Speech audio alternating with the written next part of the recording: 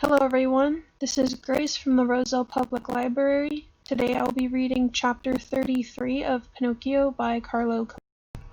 Chapter 33. Pinocchio, having become a genuine little donkey, is taken to be sold and is bought by the director of a company of buffoons to be taught to dance and to jump through hoops. But one evening he lames himself, and then he is bought by a man who purposes to make a drum of his skin. When he found that the door remained shut, the little man burst it open with a violent kick, and, coming into the room, he said to Pinocchio and Candlewick, with his usual little laugh, "Well done, boys! You brayed well, and I recognized you by your voices. That is why I am here." At these words, the two little donkeys were quite stupefied, and stood with their heads down, their ears lowered, and their tails between their legs. At first, the little man stroked and caressed them. Then, taking out a currycomb, he currycombed them well. And when by this process he had polished them till they shone like two mirrors, he put a halter round their necks and led them to the market-place, in hopes of selling them and making a good profit. And indeed buyers were not wanting. Candlewick was bought by a peasant whose donkey had died the previous day. Pinocchio was sold to the director of a company of buffoons and tight-rope dancers, who bought him that he might teach him to leap and to dance with the other animals belonging to the company. And now, my dear little readers, you will have understood the fine trade that the little man pursued. The wicked little monster, who had a face all milk and honey, made frequent journeys round the world with his coach. As he went along he collected, with promises and flattery, all the idle boys who had taken an aversion to books in school. As soon as his coach was full, he conducted them to the land of fools, that they might pass their time in games, in uproar, and in amusement. When these poor deluded boys, from continual play, no study, had become so many little donkeys, he took possession of them with great delight and satisfaction, and carried them off to the fairs and markets to be sold. And in this way he had in a few years made heaps of money and had become a millionaire. What became of Candlewick I do not know, but I do know that Pinocchio from the very first day had to endure a very hard, laborious life. When he was put into his stall, his master filled the manger with straw, but Pinocchio, having tried a mouthful, spat it out again. Then his master, grumbling, filled the manger with hay, but neither did the hay please him. "Ugh!" exclaimed his master in a passion. "Does not hay please you either? Leave it to me, my fine donkey. If you are so full of caprices, I shall find a way to cure you." And by way of correcting him, he struck his legs with his whip. Pinocchio began to cry and to bray with pain, and he said, braying, "I cannot digest straw." "Then eat hay," said his master, who understood perfectly the asinine dialect. "Hay gives me a pain in my stomach." "Do you mean to pretend that a little donkey like you must be fed on breasts of chickens and capons in jelly?" asked his master, getting more and more angry, and whipping him again. At the second whipping, Pinocchio prudently held his tongue and said no more. The stable was then shut, and Pinocchio was left alone. He had not eaten for many hours, and began to yawn from hunger, and when he yawned he opened a mouth that seemed as wide as an oven. At last, finding nothing else in the manger, he resigned himself and chewed a little hay, and after he had chewed it well, he shut his eyes and swallowed it. "This hay is not so bad," he said to himself, "but how much better it would be if I had gone on with my studies. Instead of hay, I might now be eating a hunch of new bread and a fine slice of sausage. But I must have patience." The next morning when he woke, he looked in the manger for a little more hay, but he found none, for he had eaten it all during the night. Then he took a mouthful of chopped straw, but while he was chewing it he had to acknowledge that the taste of chopped straw did not in the least resemble a savoury dish of macaroni or rice. "But I must have patience," he repeated as he went on chewing. "May my example serve at least as a warning to all disobedient boys who do not want to study. Patience! Patience!" "Patience indeed!" shouted his master, coming at that moment into the stable. "Do you think, my little donkey, that I bought you only to give you food and drink? I bought you to make you work, and that you might earn money for me. Up then at once! You must come with me into the circus, and there I shall teach you to jump through hoops, to go through frames of paper head foremost, to dance waltzes and polkas, and to stand upright on your hind legs.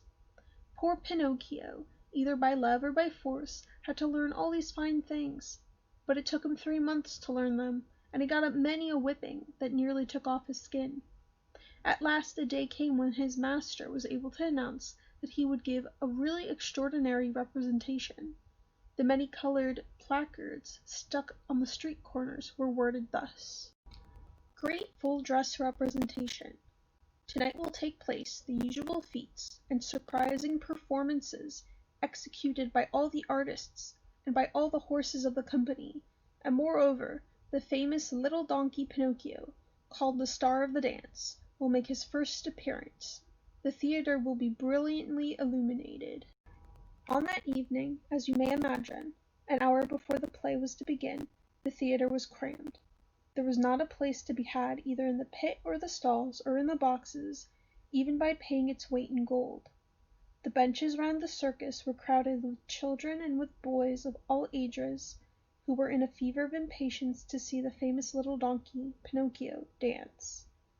When the first part of the performance was over, the director of the company, dressed in a black coat, white shorts, and big leather boots that came above his knee, presented himself to the public. After making a profound bow, he began the following ridiculous speech. Respectable public, ladies and gentlemen, the humble undersigned being a passer-by in this illustrious city, I wish to procure for myself the honor, not to say the pleasure, of presenting to this intelligent and distinguished audience a celebrated little donkey, who has already had the honor of dancing in the presence of His Majesty the Emperor of all the principal courts of Europe. And thanking you, I beg of you to help us with your inspiring presence and to be indulgent to us. The speech was received with much laughter and applause, but the applause redoubled and became tumultuous when the little donkey Pinocchio made his appearance in the middle of the circus. He was decked out for the occasion. He had a new bridle of polished leather, with brass buckles and studs, and 2 white camellias in his ears.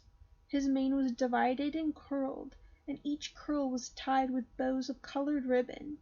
He had a girth of gold and silver round his body, and his tail was plaited with amaranth and blue velvet ribbons. He was, in fact, a little donkey to fall in love with. The director, in presenting him to the public, added these few words. My respectable auditors, I am not here to tell you falsehoods of the great difficulties that I have overcome in understanding and subjugating this mammal, while he was grazing at liberty among the mountains and the plains of the torrid zone. I beg you will observe the wild rolling of his eyes. Every means has been tried in vain to tame him, and to accustom him to the life of domestic quadrupeds. I was often forced to have recourse to the convincing argument of the whip. But all my goodness to him, instead of gaining his affections, has on the contrary increased his viciousness. However, following the system of Gall, I discovered in his cranium a bony cartilage that the faculty of medicine in Paris has itself recognized as the regenerating bulb of the hair and of dance. For this reason, I have not only taught him to dance, but also to jump through hoops and through frames covered with paper.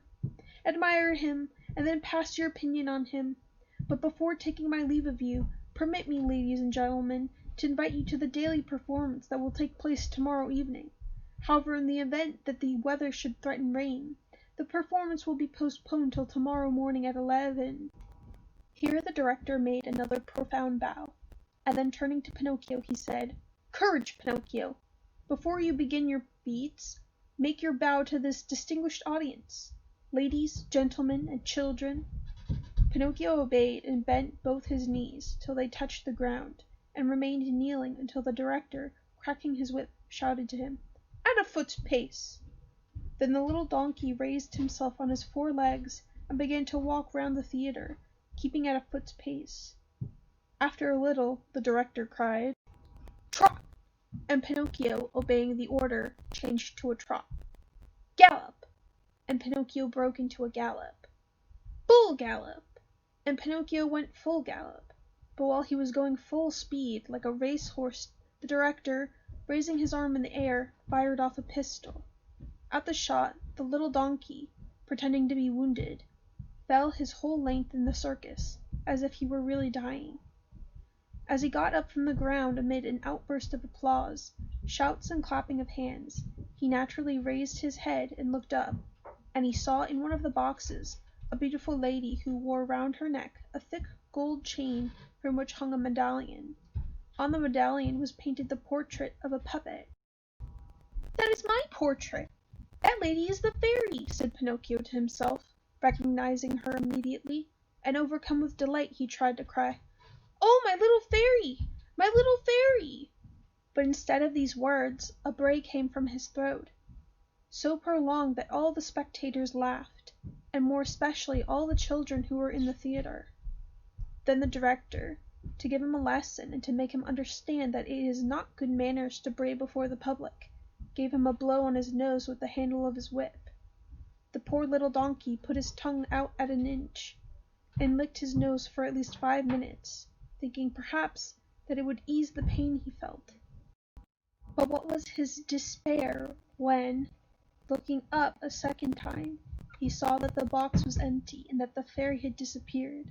He thought he was going to die. His eyes filled with tears, and began to weep.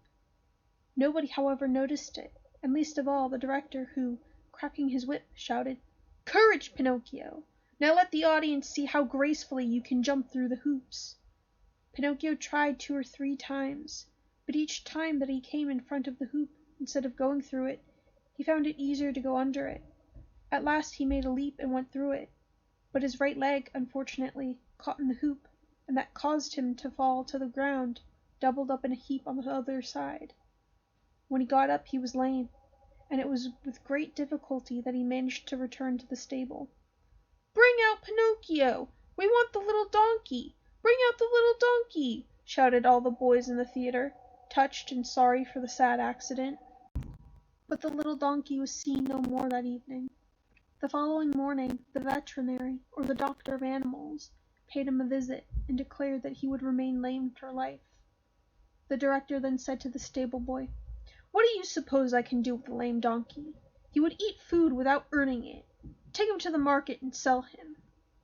When they reached the market, a purchaser was found at once.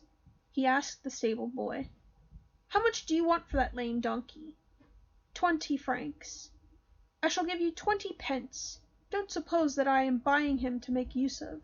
I am buying him solely for his skin. I see that it is very hard, and I intend to make a drum of it for the band in my village." I leave it to my readers to imagine poor Pinocchio's feeling when he heard that he was destined to become a drum. As soon as the purchaser had paid his 20 pence, he conducted the little donkey to the seashore.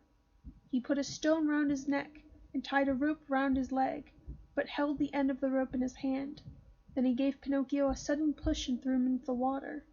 Pinocchio, weighed down by the stone, went at once to the bottom. His owner, keeping tight hold of the cord, sat down quietly on a piece of rock to wait until the little donkey was drowned, intending then to skin him.